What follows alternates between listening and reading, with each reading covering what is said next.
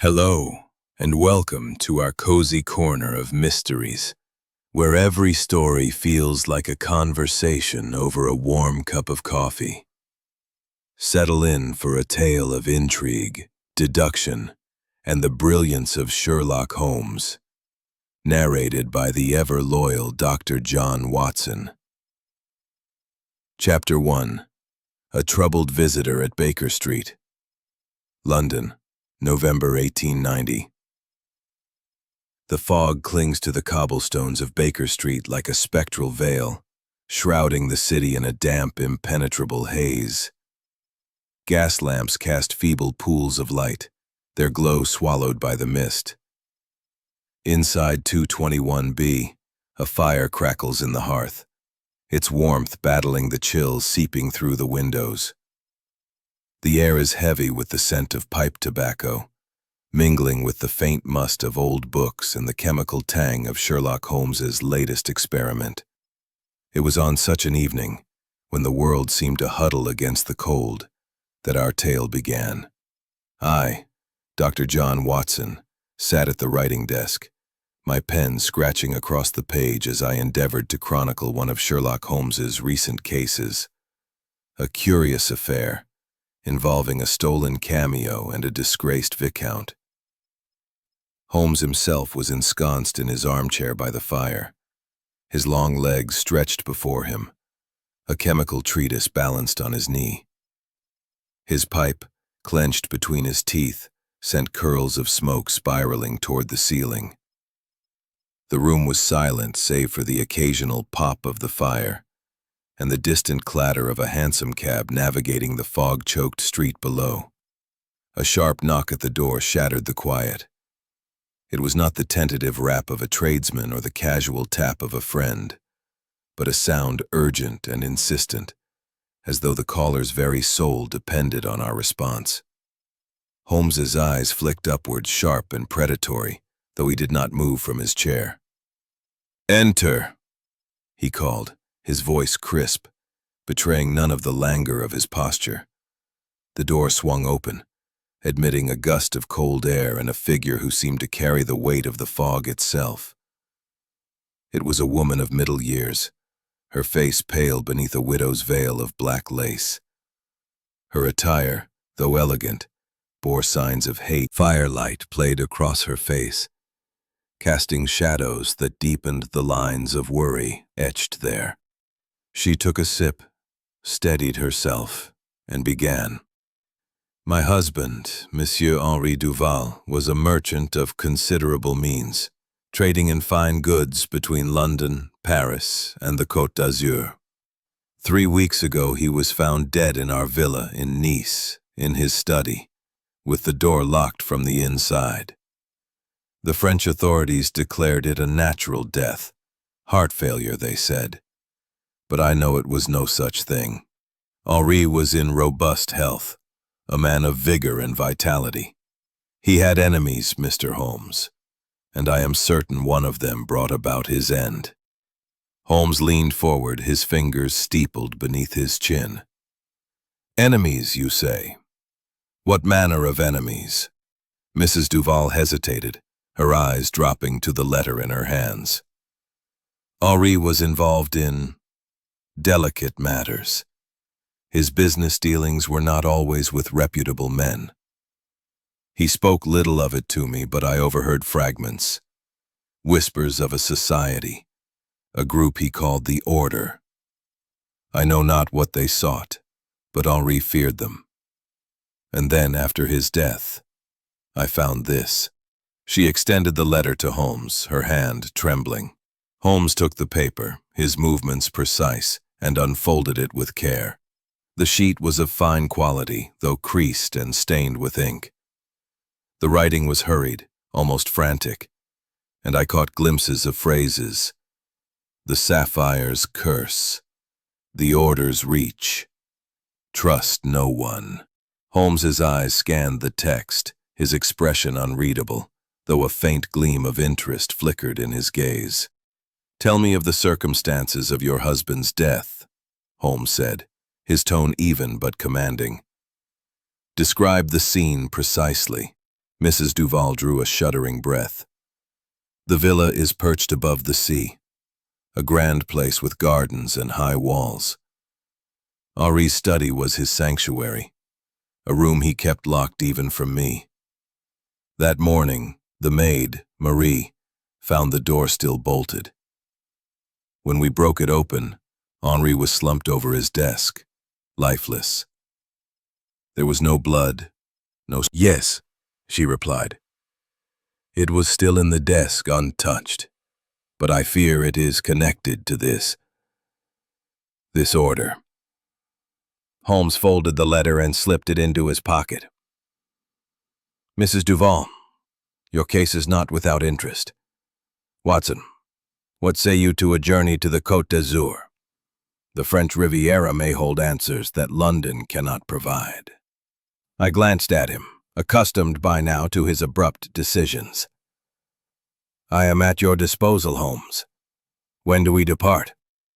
"At dawn," he replied, rising from his chair with a feline grace. "Mrs. Duval, remain at your hotel and speak to no one of this matter. We shall call upon you tomorrow." Mrs. Duval rose, her relief palpable though tempered by fear. "Thank you, Mr. Holmes. I pray you can uncover the truth." She departed, her footsteps fading down the stairs, leaving only the echo of her distress. As the door closed, Holmes lit his pipe, the smoke curling around him like a living thing. "What do you make of it, Watson?" he asked, his voice casual but his eyes sharp. "A troubling case," I replied, settling back at the desk.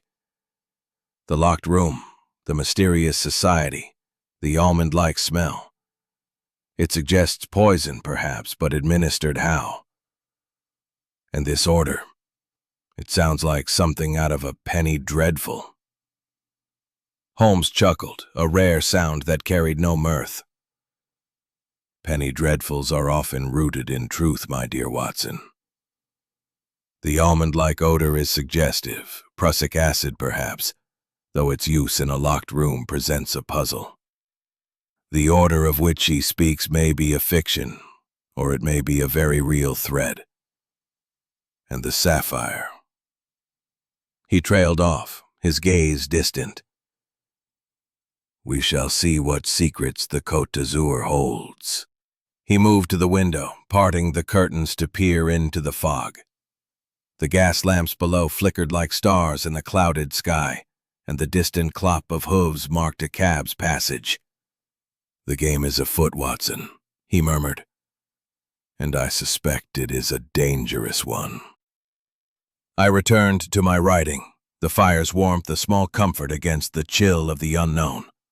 Holmes's mind was already— The Côte d'Azur rattles through the French countryside, its rhythm a counterpoint to the restless thoughts of Sherlock Holmes and Dr. Watson. Beyond the window, rolling hills give way to glimpses of the Mediterranean, its surface sparkling like a field of sapphires under the morning sun.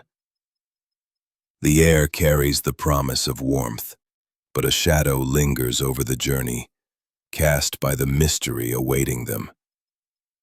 It was with a mixture of anticipation and unease that I, Dr. John Watson, found myself seated opposite Sherlock Holmes in a first-class carriage bound for Nice. The events of the previous evening at 221B Baker Street lingered in my mind. The pale, veiled figure of Mrs. Eleanor Duval, her trembling hands clutching a cryptic letter, and Holmes's sudden resolve to depart for the Côte d'Azur. Holmes, as was his wont, sat in silence, his lean frame angled toward the window, though his eyes saw not the passing landscape, but the intricate puzzle of the case. His fingers drummed lightly on the armrest, a rare sign of the energy simmering beneath his composed exterior. "Watson," he said at last, his voice cutting through the clatter of the train. "What do you make of this almond-like odor Mrs. Duval described? A curious detail, is it not?" I considered the question, my medical background stirring. It suggests prussic acid, cyanide perhaps, a poison, swift and deadly, though its administration in a locked room poses a conundrum. Could it have been ingested? Or perhaps inhaled? Holmes's lips twitched in a faint smile. Precisely, Watson. Cyanide is a possibility, but the method of delivery is the crux of the matter. A locked room, a body undisturbed, and an odor that fades by the time the authorities arrive. This is no crude murder. We are dealing with a mind both cunning and meticulous. He lapsed into silence again, his gaze distant, and I knew better than to interrupt. The train carried us southward, through fields and vineyards, until the air grew warm and fragrant with the scent of the sea. By late butler's polished shoes, the maid's trembling fingers, the faint scent of wax polish in the air. "Mrs. Duval is expecting you, gentlemen," Pierre said, his accent clipped. "She is in the drawing room." Holmes nodded, but his attention was already elsewhere. As we followed Pierre through the villa's opulent halls, I noticed Holmes's eyes darting to the windows, the door frames, the polished marble floor. "Observe, Watson," he murmured, his voice low. The study shutters, visible from the garden, are misaligned, as if forced. A small detail, but significant. We paused briefly at the entrance to the study where Monsieur Henri Duval had met his end. The door, now repaired after being forced open, was heavy oak, its lock gleaming anew. Holmes knelt to examine it, his fingers tracing the faint scratches around the keyhole. "A lock picked with care," he noted, "or perhaps tampered with in some other way. And the room itself, let us see what secrets it holds." The study was austere compared to the villa's lavish decor. A single oak desk dominated the space, flanked by a leather chair. Bookshelves lined one wall, their volumes undisturbed, and a heavy rug covered the floor. The window, shuttered and barred, admitted no light, and the air was stale, tinged with that faint, elusive odor Mrs. Duval had described. Like almonds, bitter and unsettling. Holmes's nostrils flared as he inhaled, his expression one of intense concentration. "Prussic acid, as you suspected, Watson," he said, moving to the desk. "But how was it administered? No glass, no vial, no trace of food or drink. The answer lies in the method, and the method lies in the room." He examined the desk, his fingers probing its surface, then knelt to inspect the rug. A faint stain, barely visible, caught his eye. He produced a small knife and scraped a sample into a vial, which he tucked into his pocket. "A residue, perhaps," he mused. "We shall test it later." Pierre, standing at the door, shifted uncomfortably. "Perhaps in the days before his death." Marie hesitated, glancing at Pierre. "There were men, sir, strangers in dark cloaks coming at night. I saw them twice through the kitchen window. They spoke to Monsieur Duval in the garden." Holmes's gaze sharpened. "And what did they say?"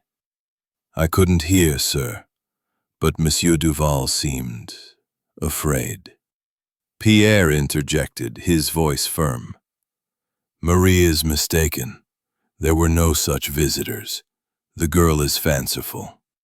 Holmes said nothing, but the glance he exchanged with me spoke volumes. The maid's story, however timidly offered, was a thread in the tapestry of the case, and Holmes was not one to dismiss such threads lightly. We proceeded to the drawing room where Mrs. Duval awaited us. She rose as we entered, her veil lifted to reveal a face still pale but composed. Have you found anything, Mr. Holmes? She asked, her voice tinged with hope. A beginning, madam, Holmes replied. The study holds secrets, but they require careful unraveling. Tell me, did your husband ever mention a man known as Le Fantôme? Mrs. Duval's eyes widened and she shook her head. No, never. But the letter, did it yield anything? Holmes produced the crumpled sheet from his pocket, his fingers tracing the cryptic phrases. It is a cipher, madam, and a complex one. I shall require time to decode it. For now I must ask you to remain here and speak to no one of our presence. Watson and I will take rooms in Nice and return tomorrow.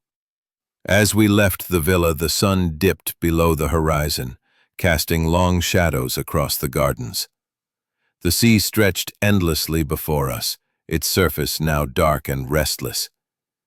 Holmes paused at the gate, his gaze lingering on the cliffside trail that wound down to the shore. A path to the sea, he murmured. An ingress, perhaps, for an intruder. We shall explore it at first light. We took a carriage to a modest hotel in Nice, where Holmes spent the evening poring over the letter, his brow furrowed in concentration. I retired to my room, my mind awhirl with the day's discoveries, the scratch in the comments below. Chapter 3. A House of Secrets. The Villa Duval looms against the dawn, its white stone walls catching the first light of the Mediterranean sun. The air is fragrant with lavender and sea salt, but an undercurrent of unease lingers, as if the house itself guards its secrets jealously. Sherlock Holmes moves through its halls like a bloodhound, his senses attuned to every whisper of the past. The morning after our arrival in Nice found Sherlock Holmes and me, Dr. John Watson, returning to the Villa Duval with the first blush of dawn. The previous day's discoveries, the scratched lock, the almond-like odor, and the maid's tale of cloaked visitors, had set Holmes's mind ablaze, though his outward demeanor remained as cool as the sea breeze. I, however, felt the weight of the mystery pressing upon me, each clue a fragment of a puzzle I could scarcely comprehend. As our carriage rattled up the gravel path, the villa's grandeur seemed to mock our purpose, its serene facade belying the tragedy within. Holmes was silent during the journey, his eyes fixed on some invisible point beyond the horizon. I knew better than to disturb him. His mind was a machine, sorting and sifting data with relentless precision. As we alighted at the villa's gate, he paused to survey the grounds, his gaze lingering on the cliffside trail we had noted the previous evening. "Watson," he said, his voice low, "today we shall probe deeper. The study is but the surface. The house itself holds the key."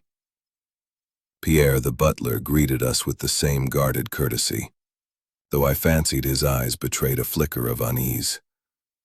Marie, the maid, hovered nearby, her hands clasped tightly as if to steady herself. Holmes wasted no time on pleasantries, requesting immediate access to the study. Pierre hesitated, but a sharp glance from Holmes compelled compliance, and we were led through the villa's opulent corridors to the austere room where Monsieur Henri Duval had met his end. The study was as we had left it, its heavy oak desk and shuttered window untouched by the morning light. The faint almond-like odor lingered, though said, his voice tinged with excitement. "This ledger is no mere account book. These symbols, numerals and abbreviations, suggest a code, perhaps detailing transactions of an illicit nature. And the sapphire." He held it to the light, his eyes narrowing. "Its presence here, concealed, confirms its significance. But is it the motive, or merely a piece of the puzzle?" I peered at the ledger, its pages dense with numbers and shorthand. Could it be related to this order Mrs. Duval mentioned? I asked. Precisely, Holmes replied, slipping the ledger into his coat. The Order of the Saffron Veil, if it exists, is no mere social club. These entries may point to their dealings, smuggling perhaps, or something darker. Holmes's inspection of the study continued, his movements methodical yet swift. He examined the rug, the chair, the shutters, and even the ceiling, his magnifying glass darting like a bee from flower to flower. At the base of the desk he paused, his fingers tracing a faint scratch in the wood. "A drawer, Watson," he murmured, pressing gently until a soft click revealed a hidden panel. Inside was a single sheet of paper, folded and sealed with wax, bearing the same crest as the cigarette butt we would later find. A red herring, perhaps, or a deliberate mark of the order. The paper contained a brief note, written in the same hurried hand as the letter. The sapphire must not leave the villa. The order watches. Holmes's lips tightened as he read it, and I sensed the gears of his mind turning faster. We left the study to interrogate the staff, beginning with Pierre. The butler stood rigidly in the drawing room, his hands clasped behind his back. Holmes's questions were like darts, precise and unrelenting. "Pierre, you claim to have heard nothing the night of Monsieur Duval's death. Yet the maid speaks of cloaked visitors. Were you truly in your quarters, or did you see something you prefer not to disclose?" Pierre's face remained impassive, though a muscle twitched in his jaw. "I was in my quarters, monsieur. Marie is young and prone to imagine. Men, I think, in dark cloaks with hoods. They met Monsieur Duval in the garden, near the cliff path. I couldn't hear their words, but Monsieur seemed agitated. He sent them away quickly." "And you told no one?" Holmes asked. "I told Pierre, sir," she said, glancing at the butler. "He said it was nothing, that I should forget it." Pierre's face darkened, but he said nothing. Holmes dismissed them both, his mind already racing ahead. "Watson," he said as we returned to the study. "The maid's story is credible, but Pierre's reticence is telling. He knows more than he admits, though whether he is complicit or merely fearful remains to be seen." We spent the remainder of the morning exploring the villa's grounds, Holmes's attention drawn to the cliffside trail. The path, narrow and winding, descended to a rocky cove where waves crashed against jagged stones. Holmes examined the ground, noting scuff marks in the dirt. "Footprints, Watson," he said, kneeling to inspect them. "Recent, and not those of a casual stroller. Someone came this way, perhaps to enter the villa unseen." He followed the trail back to the garden where a low gate, half hidden by ivy, led to the villa's rear. The lock was rusted but intact, though Holmes's magnifying glass revealed fresh scratches, much like those on the study door. "An ingress," he murmured. "The study's lock, the hidden compartment, the cliff path, all pieces of a larger design." As we returned to the villa, Mrs. Duval emerged from the drawing room, her face pale but resolute. "Have you found anything, Mr. Holmes?" she asked, her voice trembling with hope. "Clues, madam," Holmes replied, his tone measured. "The sapphire, a coded ledger, a hidden note, all suggest your husband was entangled in a web far larger than a simple murder. We shall return to Nice this evening to analyze our findings. I urge you to remain vigilant and speak to no one of our progress." Mrs. Duval nodded, her eyes reflecting both fear and trust. As we departed, the villa seemed to watch the cliff. Engagement prompt. Who do you suspect the cloaked visitors were? Is the sapphire the key to the murder or a distraction? Share your thoughts in the comments below. Chapter 4. The Widow's Tale. The Villa Duval stands bathed in the golden light of a Mediterranean afternoon, its white walls a stark contrast to the shadows within. The air is heavy with the scent of jasmine and the distant murmur of the sea. But inside, the drawing room is a stage for secrets, where every word and glance carries weight. Sherlock Holmes, relentless in his pursuit of truth, prepares to unravel the threads of Mrs. Duval's story. It was mid-afternoon when Sherlock Holmes and I, Dr. John Watson, returned to the Villa Duval, our minds burdened with the clues unearthed in the study, the sapphire pendant, the coded ledger, and the cryptic note warning of the Order of the Saffron Veil. The villa's opulence, with its marble floors and gilded mirrors, seemed to mock the grim purpose of our visit. Yet, as we entered the drawing room, I sensed a shift in the atmosphere, as if the house itself braced for the revelations to come. Mrs. Eleanor Duval awaited us, seated on a velvet chaise longue, her black mourning dress a somber contrast to the room's vibrant decor. Her veil was lifted, revealing a face pale but composed, though her eyes betrayed a flicker of unease.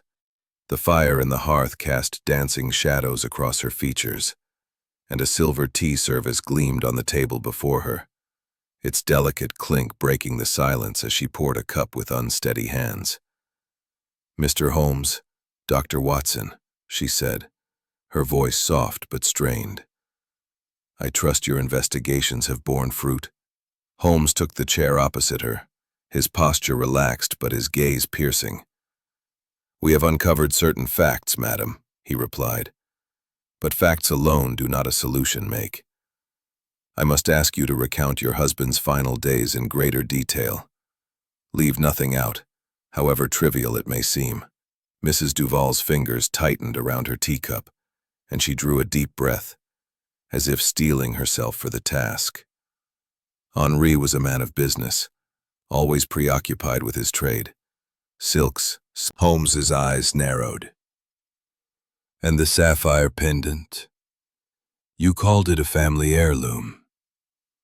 Yet it was hidden, suggesting it held more than sentimental value." Mrs. Duval's lips parted, then closed, as if weighing her words. "It was Henri's, passed down from his grandfather, a naval officer who acquired it during a voyage to India. Henri said it was cursed, a tale I dismissed as superstition. But he guarded it fiercely, keeping it locked in his desk. I thought it merely precious. But now..." Her voice faltered, and she looked away, her fingers trembling. Holmes's gaze was unrelenting. "Madam, your hesitation suggests you know more than you have shared. Your husband's dealings with the Order, did they involve the sapphire directly?" She shook her head, but the gesture lacked conviction. "I swear, Mr. Holmes, I know little of his affairs. Henri was secretive, even with me. But I overheard him once, speaking to a man in the garden, a tall figure in a cloak, his voice low and commanding. Henri seemed frightened, promising to deliver it soon. I assumed it was a business matter, perhaps a shipment." Holmes's expression remained inscrutable, but I sensed his mind cataloging every nuance of her tale. "And this man," he pressed, "did you see his face, hear his name?" "No," she replied, her voice barely audible. "It was dark, and I was at the window upstairs. But Henri called him Monsieur, and there was deference in his tone, as if the man held power over him." I exchanged a glance with Holmes, recalling Marie's account of cloaked visitors. Mrs. Duval's story aligned with the maid's, yet her reticence mirrored Pierre's, suggesting either fear or complicity. Holmes, however, pressed on, his questions sharp as a scalpel. "The night of your husband's death, where were you?" In my bedroom, she said quickly. I retired early, as I often did when Henri worked late. I heard nothing until Marie's screamed the next morning. Holmes nodded, though his eyes betrayed skepticism. Very well, madam. We shall speak again. Cloaked stranger may have used. Returning to the villa, Holmes requested the presence of Dr. Leclerc, the local physician who had examined Henri Duval's body. Leclerc arrived promptly, a portly man with a florid complexion and a nervous manner. His mustache twitched as Holmes questioned him about the autopsy. It was heart failure, monsieur, Leclerc insisted, mopping his brow with a handkerchief. No signs of trauma, no wounds. The man was not young, and such things happen. And the almond-like odor? Holmes asked, his tone deceptively mild. Did you note it? Leclerc hesitated, his eyes darting to the side. A faint smell, perhaps, but nothing significant. The room was stuffy, and such odors are not uncommon. Holmes's lips twitched in a faint smile, one that carried no warmth. Prussic acid, doctor, is hardly a common odor. Did you test for poison? Leclerc bristled. The authorities were satisfied, monsieur. I saw no need for further tests. Holmes dismissed him with a wave, his expression darkening. Watson, he said as Leclerc departed. The doctor's evasiveness is telling. Either he is incompetent, or he has reason to conceal the truth. The almond-like smell points to cyanide, yet no trace was found. The method of delivery remains the key. We returned to the drawing room where Holmes paced before the fire, his mind a whirlwind of deduction. Mrs. Duval's story is incomplete, he said, his voice low. She knows more of the order than she admits, though whether from fear or guilt I cannot yet say.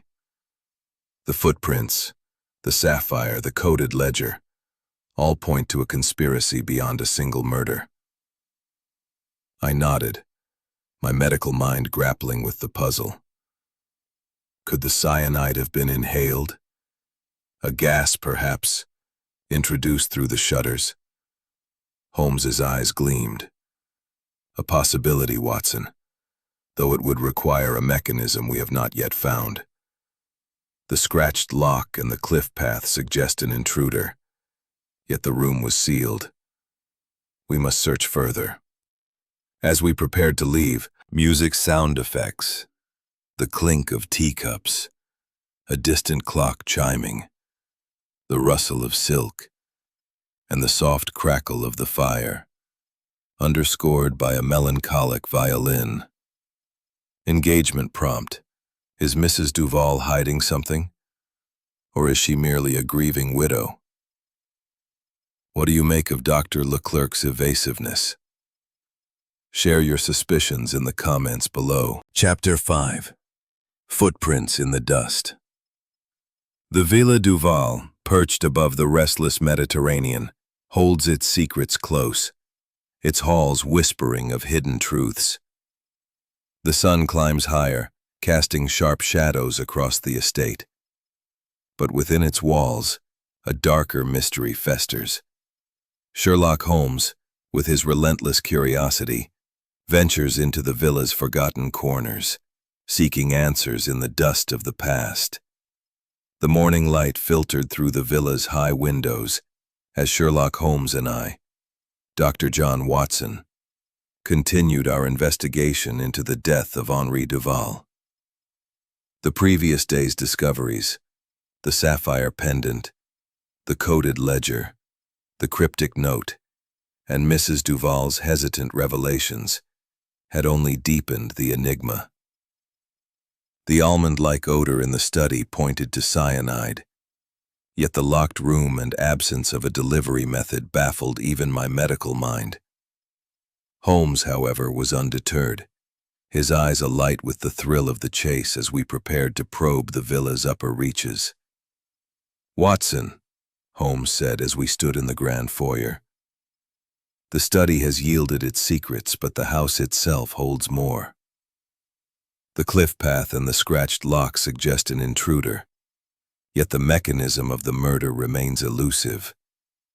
We must explore the attic. Often it is in neglected spaces that truth lies buried. We ascended the villa's sweeping staircase, its polished banister gleaming under our touch. Pierre, the butler, followed at a distance, his presence a silent shadow. His guarded demeanor during our earlier interrogations had not escaped Holmes's notice, and I sensed he was as much a subject of scrutiny as the villa itself. Marie, the maid, had been dismissed to her duties, her tale of cloaked visitors lingering in my mind like a half-remembered dream.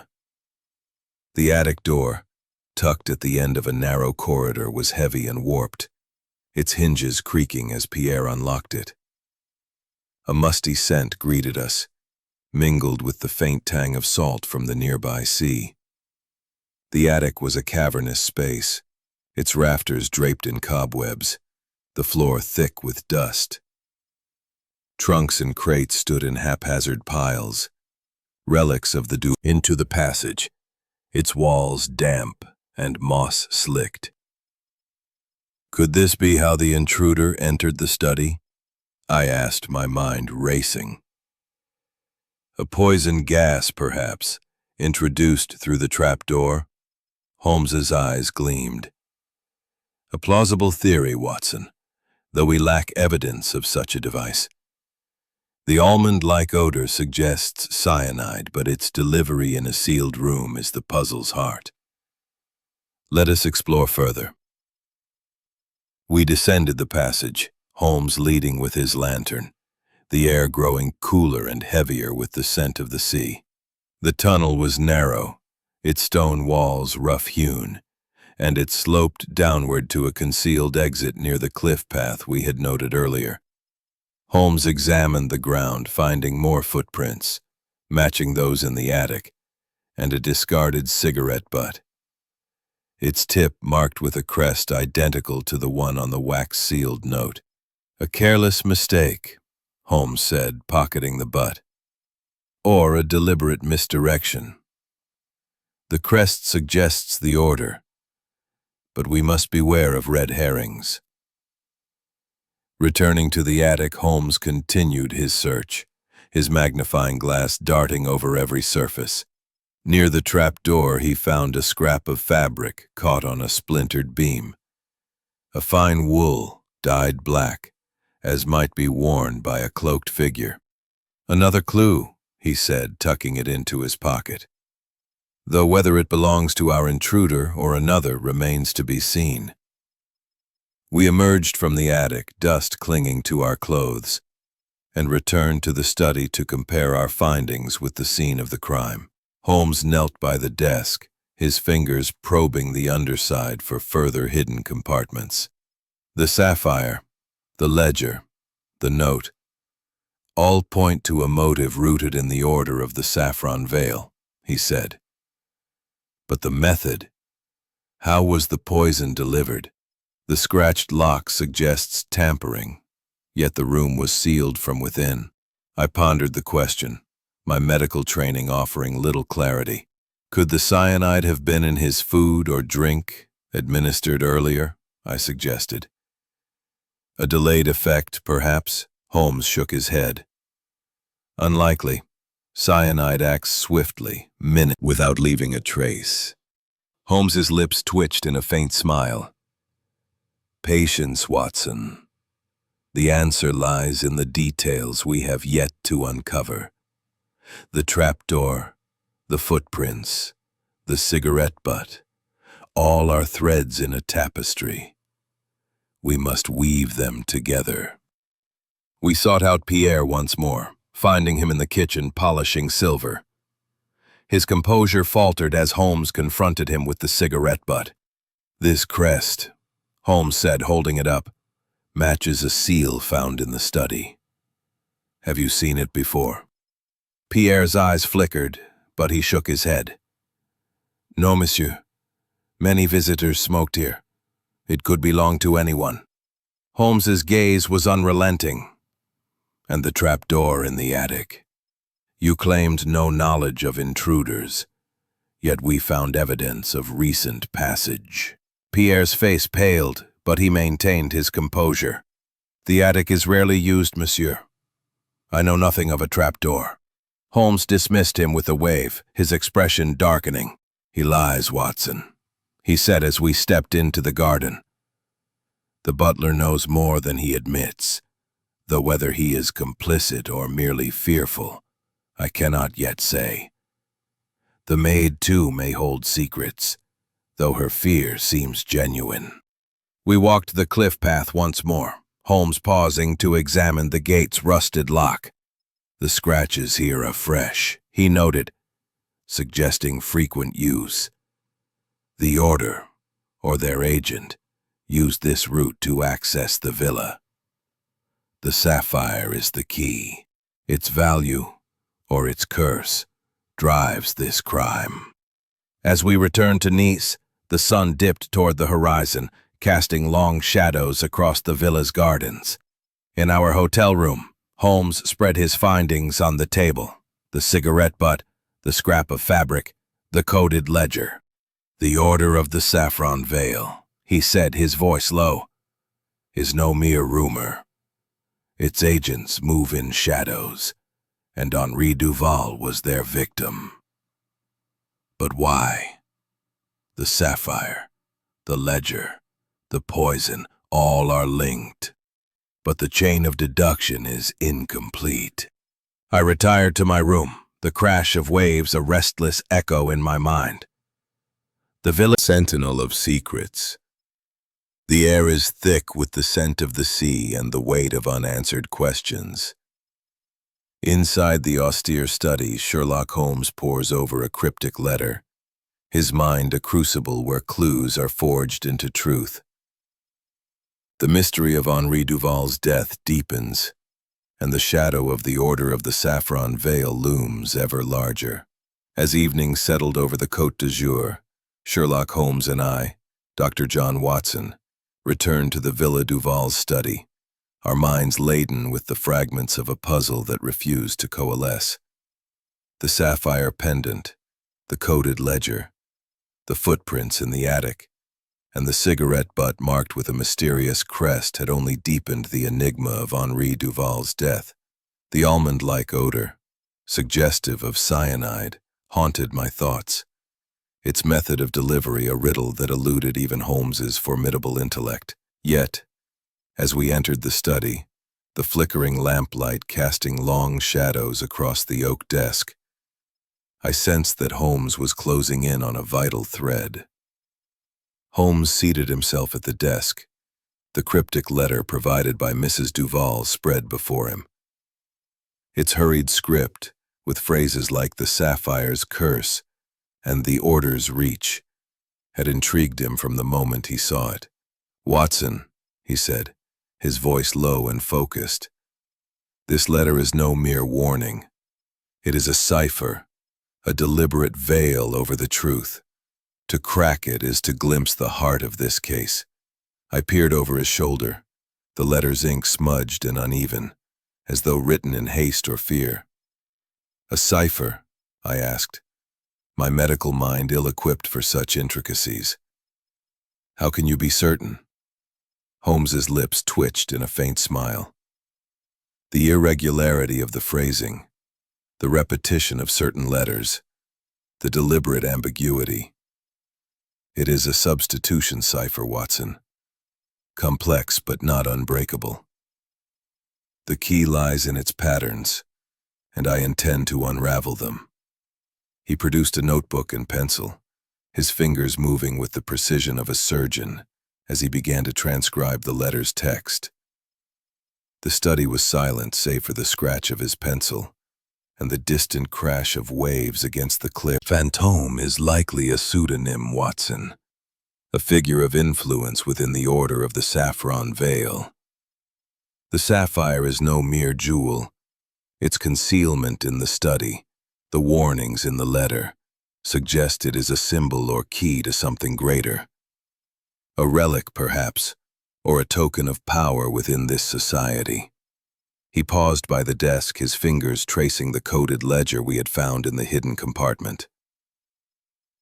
"This ledger," he continued, "details transactions, shipments, payments, and names, all in code. I suspect it records the order's activities, perhaps smuggling or extortion. Henri Duval was entangled in their web, and his refusal to deliver the sapphire may have cost him his life."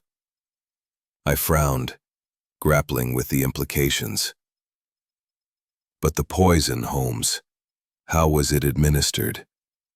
The locked room, the barred shutters, no trace of a device or vial. Could Le Fantôme have entered through the attic passage?" Holmes nodded, his gaze distant. "The passage is a likely route, though the absence of a delivery mechanism troubles me. Cyanide, as you know, acts swiftly. Inhaled or ingested, it kills within minutes. The almond-like odor noted by Mrs. Duval and Marie suggests it was present at the time of death, yet no residue remains. We must consider an unconventional method, perhaps a gas released through a hidden aperture." He moved to the shutters, examining the hinges once more. The faint scratches we had noted earlier were barely visible, but Holmes's magnifying glass revealed a minute irregularity. A tiny hole, no wider than a pin, near the hinge. "Curious," he murmured, pressing his finger to the spot. "A possible entry point for a gas, though it would require a device of remarkable precision. We must search the attic again." We ascended to the attic, the air thick with dust and the faint tang of the sea. Holmes retraced the footprints we had found, his lantern illuminating the trapdoor leading to the cliff path. Near the trapdoor, he discovered a faint smudge on the wall, barely discernible. A trace of wax, as if a candle had been. Suspicions. Henri Duval was targeted by the order, and Le Fantôme is their agent.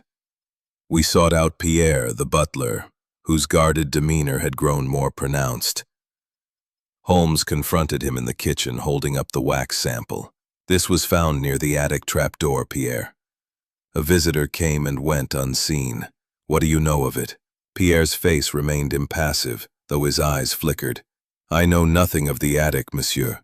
It is rarely used, and I have no reason to go there." Holmes's gaze was unrelenting. "And Le Fantôme? Have you heard the name?" Pierre shook his head too quickly. "No, monsieur. I served Monsieur Duval faithfully. I know nothing of such matters." Holmes dismissed him with a wave, his expression darkening. "He lies, Watson," he said as we stepped into the garden. "The butler's reticence is no mere caution. He is either complicit or terrified, and I suspect the latter. The order's reach is long, and fear is their currency."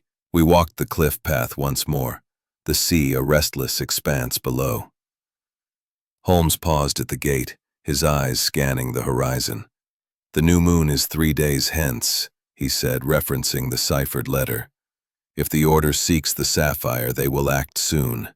We must be ready." As we returned to our hotel in Nice, the twilight deepened, casting the villa in shadow. Holmes spread the ledger and the deciphered letter on the table, his fingers tracing the coded entries. "The order of the saffron veil," he murmured, "is a hydra, Watson. Cut off one head, and another grows.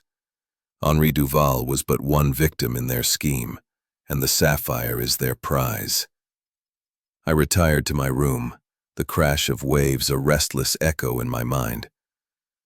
The villa's secrets were unraveling, but each revelation brought us closer to a dangerous adversary. Holmes's determination was unshaken, but I could not shake the sense that we were walking a tightrope, with the shadowy figure of Le Fantôme waiting in the wings. Visual moment. Thumbnail candidate. Holmes at the desk, surrounded by papers, his pencil scratching furiously as the deciphered cipher unravels, was heavy with anticipation, as Sherlock Holmes and I, Dr. John Watson, took up residence in the Villa Duval, determined to guard the sapphire pendant and uncover the truth behind Henri Duval's murder.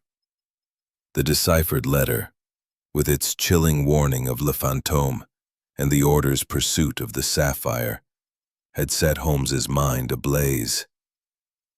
The coded ledger, the attic trapdoor, the scratched shutters, and the almond-like odor of cyanide formed a web of clues, yet the method of the poison's delivery remained elusive. As the new moon approached, 3 days hence according to the cipher, Holmes resolved to remain at the villa, sensing that the order would make their move. We had taken rooms on the second floor, close to the study, where the sapphire lay locked in the desk's hidden compartment. Holmes had insisted on keeping watch, his instincts sharpened by the growing certainty that the villa was under surveillance. I, too, felt the weight of unseen eyes, the quiet of the night more oppressive than serene. The villa's halls, lit only by flickering gas lamps, seemed to pulse with secrets, each creak and sigh of the old house amplifying my unease. Holmes sat by the window in our shared sitting room, his silhouette sharp against the faint glow of the sea. His pipe, unlit, rested in his hand, a prop for his restless thoughts. "Watson," he said, his voice a low murmur, "the order will not wait long. The sapphire is their goal, and they will risk much to claim it. We must be prepared for an intrusion tonight." I nodded, checking my revolver, its weight a small comfort. "Do you suspect Pierre?" I asked, recalling the butler's evasive demeanor. "Or perhaps Marie? Her story of cloaked visitors seemed genuine, but she may know more than she lets on." Holmes's eyes gleamed in the dim light. "Pierre is the key, Watson. His reticence is not mere caution, but fear. Perhaps of Le Fantôme himself. Marie's fear, however, is unfeigned. She is a pawn, not a player." Pushed it open silently, revealing a cloaked figure hunched over the desk, their gloved hands probing the hidden compartment. The sapphire pendant glinted in their grasp, its facets catching the faint light. Holmes sprang forward, his voice sharp as a blade. "Stand where you are!" The figure whirled, a hooded silhouette, and lunged for the window. Holmes was faster, seizing their arm in a grip of iron. A brief struggle ensued, the intruder's cloak tangling as they fought to break free. I rushed to aid Holmes, my revolver raised, but the figure slipped from his grasp, darting through the open shutters with a speed that defied pursuit. A muffled crash echoed from the garden below, followed by the crunch of gravel and the fading sound of footsteps. Holmes cursed under his breath, a rare lapse in his composure, and leaned out the window. The cliff path stretched into darkness. The intruder vanished into the night. "They are gone, Watson," he said, his voice tight with frustration. "But not empty-handed." He returned to the desk, his lantern revealing the open compartment. Empty, save for a monogrammed handkerchief left behind in the struggle. Its embroidered initials, LF, gleamed in the light, and Holmes's eyes narrowed as he examined it. "Le Fantôme," he murmured, tucking it into his pocket. "A bold move, but careless. This handkerchief is either a genuine clue or another misdirection." I inspected the shutters, their hinges freshly scratched, confirming Holmes's earlier suspicions of tampering. They entered through the window, I said. Just as you thought. But how did they know the sapphire's location? Holmes's gaze was distant, his mind racing. The villa is watched, Watson, as the ciphered letter warned. Someone within, Pierre perhaps or another, has betrayed its secrets. The order's reach is long and their agents are bold. We searched the study for further clues, Holmes's magnifying glass darting over every surface. Near the desk he found a faint smudge of wax, similar to that in the attic, suggesting the intruder had carried dealings. Perhaps the movement of artifacts like the sapphire. I frowned, my mind grappling with the night's events. But why leave the handkerchief? If it's Le Fantome's, it's a careless mistake for such a cunning figure. Holmes's lips twitched in a faint smile. Precisely, Watson. It is too convenient, too neatly monogrammed. I suspect it is a plant meant to mislead us. The order is adept at misdirection, the cigarette butt, the wax, now this. Yet every false clue reveals their hand, for only a guilty mind conceals its tracks so elaborately. We questioned Pierre and Marie at first light, their faces pale with the news of the intrusion. Pierre's composure faltered, his eyes darting to the handkerchief when Holmes presented it. I know nothing of this, monsieur, he said, his voice strained. The villa is secure. I locked all doors myself. Marie, trembling, admitted to hearing footsteps in the night, but claimed she had stayed in her room, too frightened to investigate. Holmes dismissed them both, his expression grim.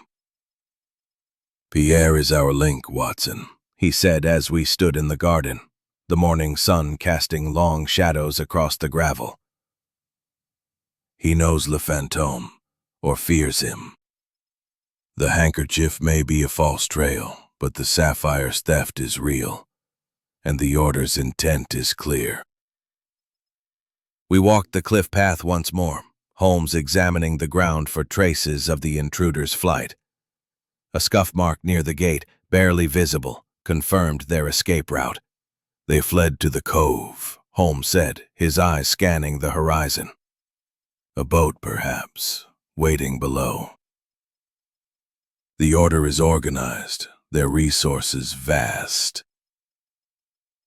As we returned to Nice, the weight of the night's events settled over us. Holmes was undeterred, his mind already plotting the next move. The sapphire is gone, he said, but the game is not lost.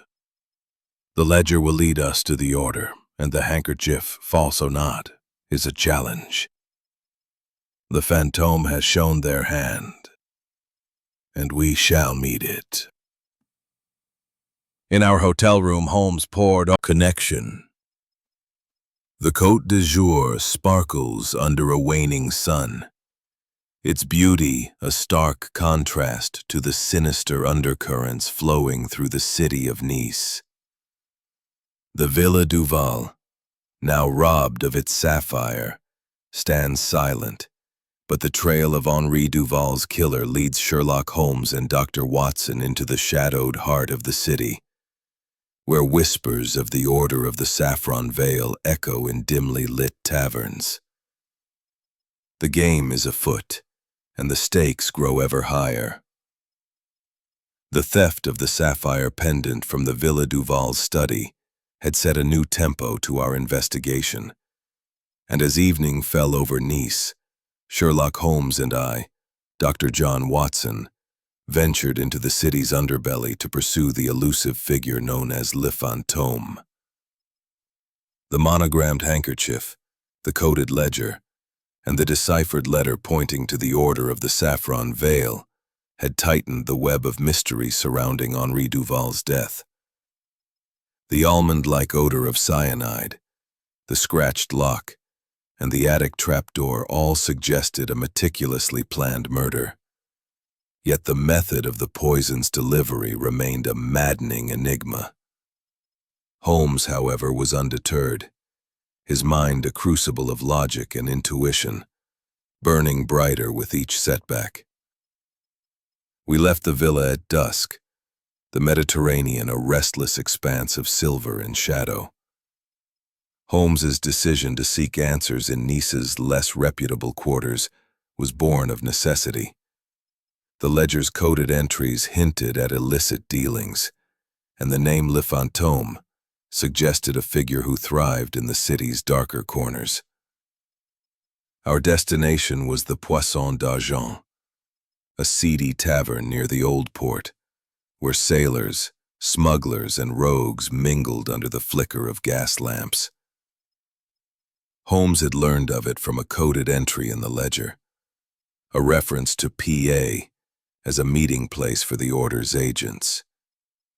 "Watson," Holmes said as our carriage rattled through Nice's narrow streets, "the order operates in shadows, but shadows cast by wealth and influence.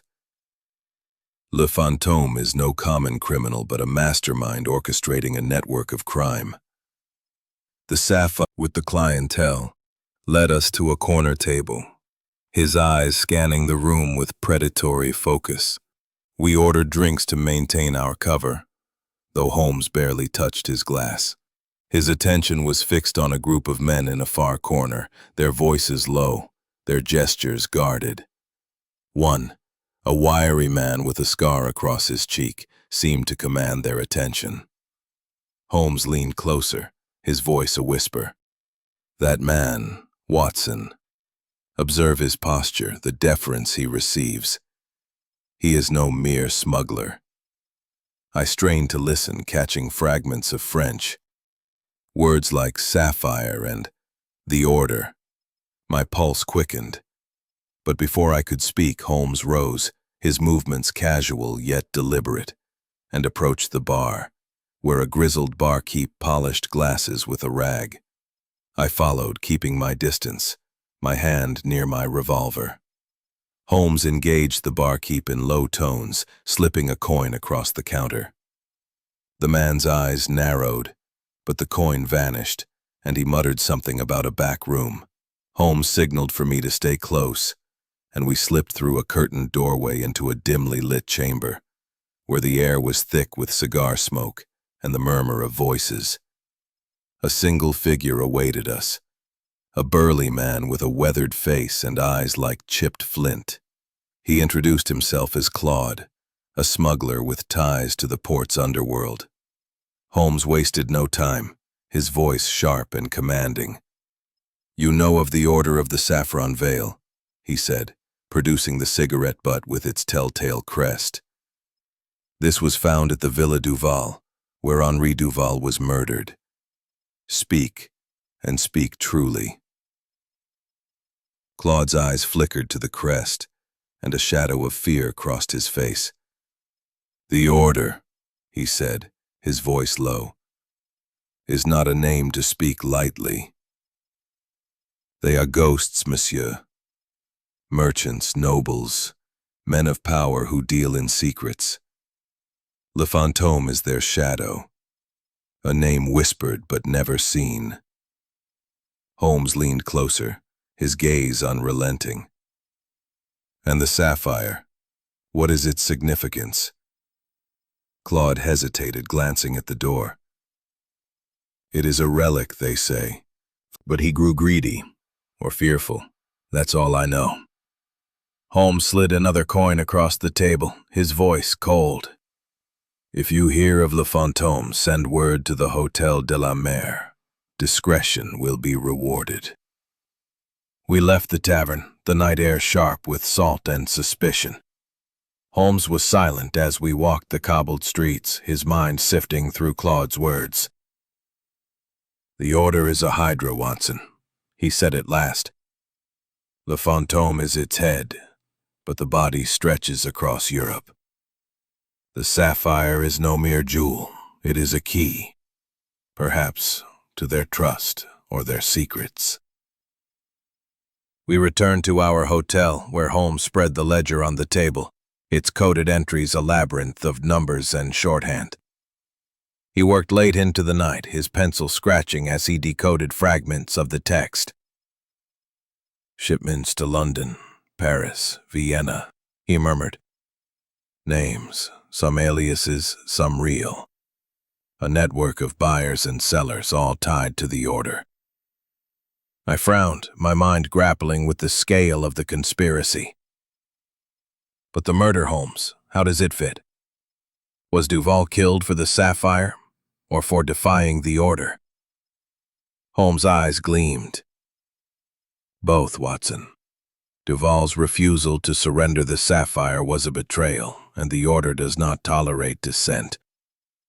The cyanide, the locked room, the stolen pendant, all are pieces of a calculated strike. The fantôme orchestrated it, but Pierre's silence suggests he knows more than he admits. I recalled the butler's evasive demeanor, his fear when confronted with the handkerchief. Could Pierre be le fantôme? I asked. Holmes shook his head. Unlikely. Pierre is a servant, not a mastermind. But he is complicit or coerced. The handkerchief, the cigarette butt, these are taunts meant to mislead us. The order plays a deep game, Watson, and we must match their cunning. As dawn approached, Holmes paused, his gaze fixed on the ledger. One name recurs, he said, tapping a decoded entry. A buyer in London, linked to the order. If we trace this thread, it may lead us to Le Fantôme. I retired d'Azure, its white walls glowing under the late afternoon sun, a deceptive calm masking the storm of intrigue within. The sapphire pendant is gone, stolen by a shadowy intruder. But Sherlock Holmes, undeterred, weaves a plan to ensnare the elusive Le Fantôme and expose the order of the saffron veil. The air hums with anticipation as the game nears its climax. The theft of the sapphire pendant had sharpened the edge of our investigation, and as the new moon loomed, a deadline set by the cryptic letter's warning, Sherlock Holmes and I, Dr. John Watson, prepared to turn the tables on the order of the saffron veil. The revelations at the Poisson d'Argent, where a smuggler named Claude had unveiled the order's dealings in stolen artifacts, had illuminated the scope of the conspiracy behind Henri Duval's murder. The coded ledger, the monogrammed handkerchief, and the almond-like odor of cyanide in the locked study formed a puzzle nearing completion, yet the method of the poison's delivery remained elusive. Holmes, however, was resolute, his mind a crucible of strategy as he devised a trap to unmask the killer. We returned to the Villa Duval under a sky streaked with gold and crimson, the Mediterranean a restless mirror below. Holmes's plan was as audacious as it was precise. To gather all suspects, Mrs. Eleanor Duval, the butler Pierre, the maid Marie, Dr. Leclerc, and a mysterious guest he suspected of ties to the order, in the villa's drawing room. He would spread a false rumor that the sapphire had been sold to a collector in London, hoping to provoke the culprit into revealing themselves. The order thrives on control, Watson, Holmes said as we walked the gravel path to the villa. Disrupt their certainty, and they will err. The drawing room was a stage of opulence, its gilded mirrors and velvet drapes a stark contrast to the tension gathering within. Mrs. Duval sat by the fire, her morning dress a shadow against the flickering light, her face pale but composed. Pierre stood rigidly by the door, his eyes darting with barely concealed unease. Marie hovered near a tea tray, her hands trembling as she arranged cups.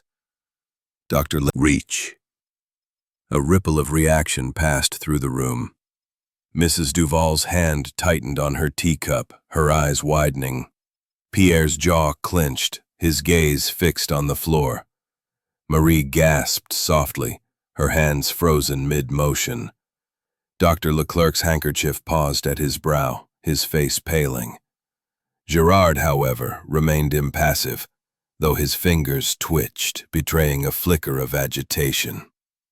Holmes continued, his tone deceptively mild. The Order of the Saffron Veil sought the sapphire, a relic of power or symbolism within their ranks. Henri Duval's refusal to surrender it cost him his life, poisoned by cyanide in a locked study. The question remains, who among you aided Le Fantôme in this crime? The accusation hung in the air, heavy as the sea mist. Pierre shifted, his voice tight. I served Monsieur Duval faithfully, monsieur. I know nothing of this order. Holmes's eyes gleamed. Yet you concealed the attic trapdoor, Pierre, and the footprints leading to the cliff path. You saw the cloaked visitors, yet claimed ignorance. Your fear betrays you. Pierre's composure cracked, his face flushing. I had no choice, monsieur. They threatened my family. Le Fantôme's reach is everywhere.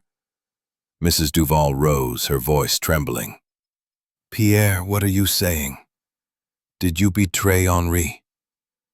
Before Pierre could respond, Gerard stood, his voice cold and measured. Enough of this charade, Mr. Holmes. The sapphire is not in London. You have it, or you know where it is. Holmes's smile was razor-sharp. A bold assumption, Monsieur Gerard. But you are correct. The sapphire remains in my possession, hidden where the Order cannot find it. Your reaction confirms your allegiance. Gerard's eyes narrowed, and in a sudden motion he bolted for the door. Holmes was faster, signaling to me as he moved. I seized Gerard's arm, my revolver drawn, but Pierre, in a desperate lunge, darted for the garden, his footsteps crunching on the gravel. Holmes pursued, his long strides closing the distance as Pierre reached the cliff path. Holmes turned to him, his expression like steel. We shall see, Monsieur Gerard. The gendarmes will be interested in your role, and Pierre's testimony will ensure their attention. Mrs. Duval, who had followed us to the garden, stood trembling, her eyes filled with tears. Pierre, how could you? Henri trusted you. Pierre hung his head, his voice barely audible. Forgive me, madame. I was afraid. Holmes signaled for the gendarmes, summoned earlier as part of his trap, to take Pierre and Gerard into custody. Dr. Leclerc, visibly shaken, muttered apologies, claiming ignorance of the Order's schemes. Marie, sobbing, confessed to overhearing Pierre's whispered conversations, but feared speaking out. Mrs. Duval, though devastated, expressed gratitude to Holmes, her faith in justice restored. As the suspects were led away, Holmes stood by the cliff path, the sea a dark expanse below. The trap is sprung, Watson, he said, his voice low. Pierre is not Le Fantôme, but his confession points us closer.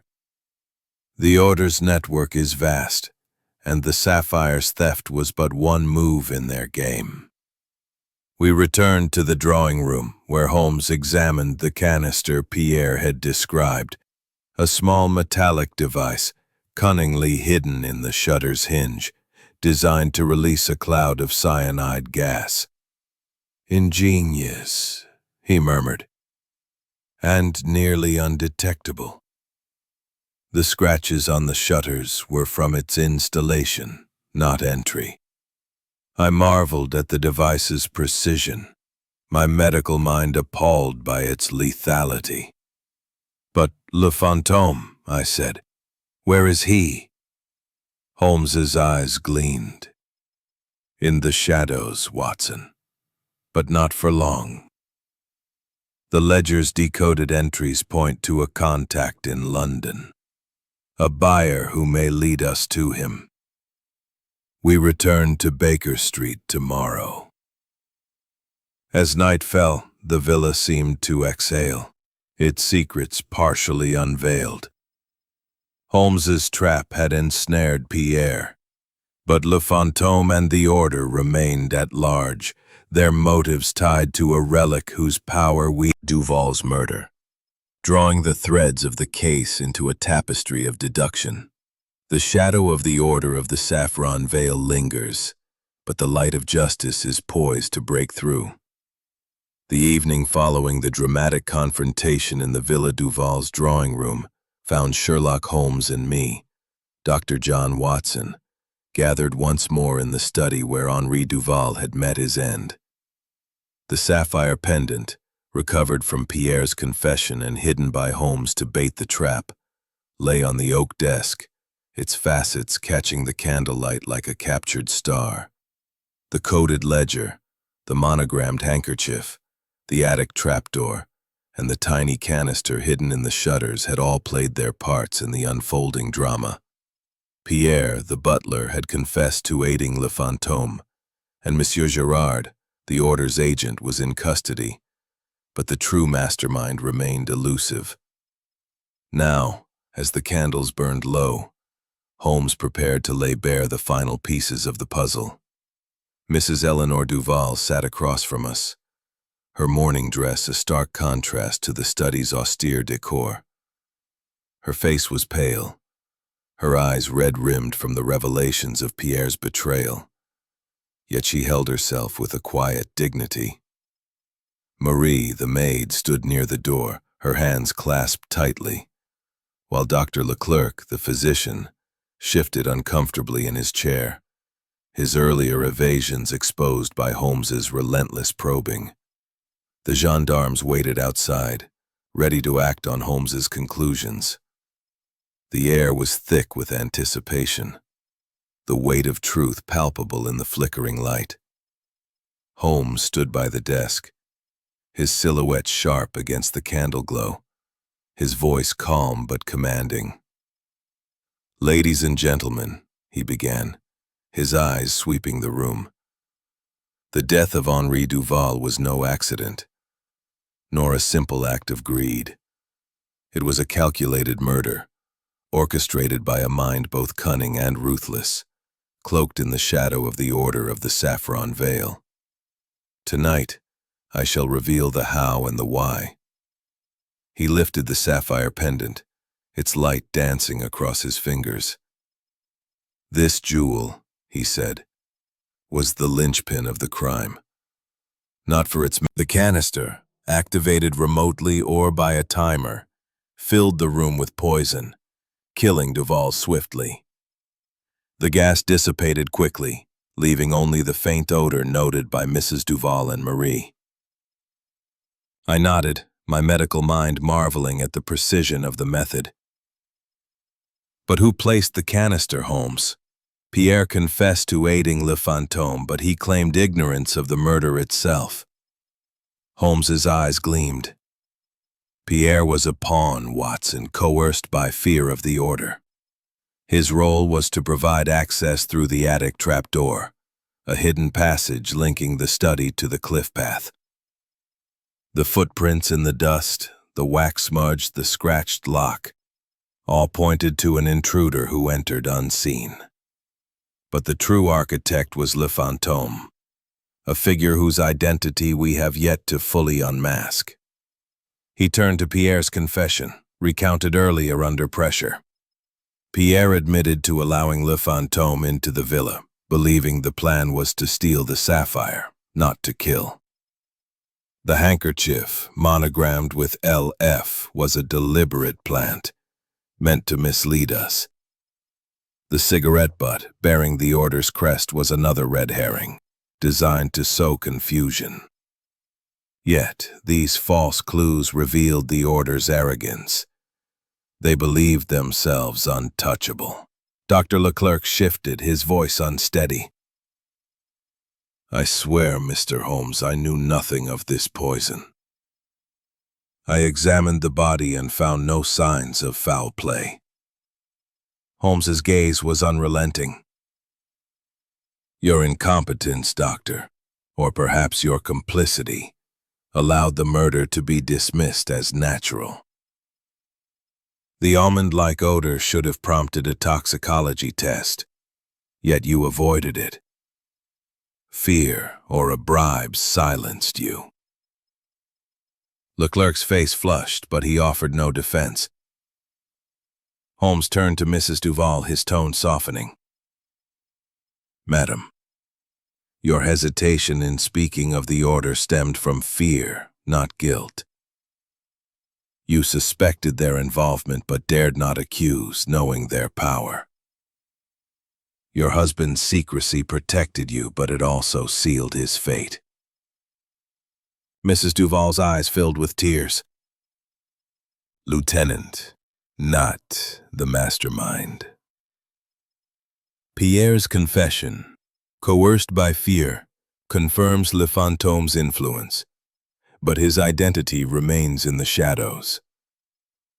We shall pursue him to London, where the ledger's trail leads. He turned to the gendarmes who had entered the room. "Pierre and Girard are complicit in Duval's murder, though Pierre acted under duress. Take them into custody and ensure the sapphire is secured for Mrs. Duval." Mrs. Duval rose, her voice trembling but resolute. "I want no part of that jewel, Mr. Holmes. It brought nothing but death. I shall destroy it or give it to a museum, where its curse can harm no one." Holmes nodded, a rare flicker of approval in his eyes. "A wise choice, madam. The order's power lies in such symbols, and their removal weakens them." As the gendarmes led Pierre and Girard away, the study seemed to exhale, its secrets laid bare. Marie, sobbing quietly, was dismissed with a kind word from Holmes, her role as an unwitting witness forgiven. Dr. Leclerc, chastened, promised to cooperate with the authorities. Holmes and I stepped into the garden, the night air cool and fragrant with lavender. "Watson," Holmes said, lighting his pipe, "crime is often a matter of greed cloaked in mystery. The order sought power through artifacts, and Duval's defiance exposed their fragility. Yet Le Fantôme remains, and our work is not done." I nodded, the weight of the case settling over me. "The moral, Holmes. What lesson do we take from this?" He exhaled a curl of smoke, his gaze fixed on the sea. "Trust, Watson, is a fragile thing. Greed and fear can shatter it, but truth, pursued relentlessly, restores balance. The order's shadow is long, but light will find it." We returned to Nice, preparing for our journey back to Baker Street. The ledger, now fully decoded, would guide us to London, where Le Fantôme's trail awaited. As I retired, the crash of waves echoed in my mind, a reminder of the vastness of the mystery we had